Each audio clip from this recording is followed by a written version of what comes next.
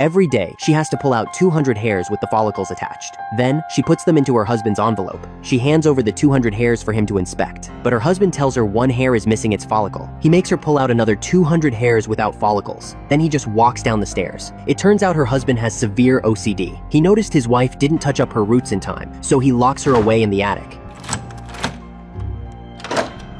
There's no food in the attic at all. She even has to use a small bucket as a toilet. She just wants to get out and see her daughter. So Lisa has no choice but to pull them all over again. This time, her husband finally approves, but she collapses and faints right on the floor. She wakes up and rushes to check on her daughter, but she finds the girl sitting in the bathtub. Suddenly, a group of police burst in behind her. Soon, Lisa is labeled as a psycho who tried to kill her child, yet her husband is seen as a hero who saved the family. Lisa is eventually sent to a mental hospital. While she goes through mandatory treatment, Lisa finally realizes what's really going on. She wants to get back to her daughter, so Lisa confesses to every single crime. Her treatment ends and she finally goes home. That's when Lisa finally sees her daughter again, but her family still treats her like she's crazy. They decide she isn't fit to raise her child. So, Lisa is sent right back to the institution. Lisa knows her husband is totally in control. She has no way to save her daughter from him. Then one day, Lisa discovers her husband's weakness. He craves admiration and needs to be in total control. So Lisa comes up with a dark plan. She finds a nanny to take her place. Amy was just released on parole from prison.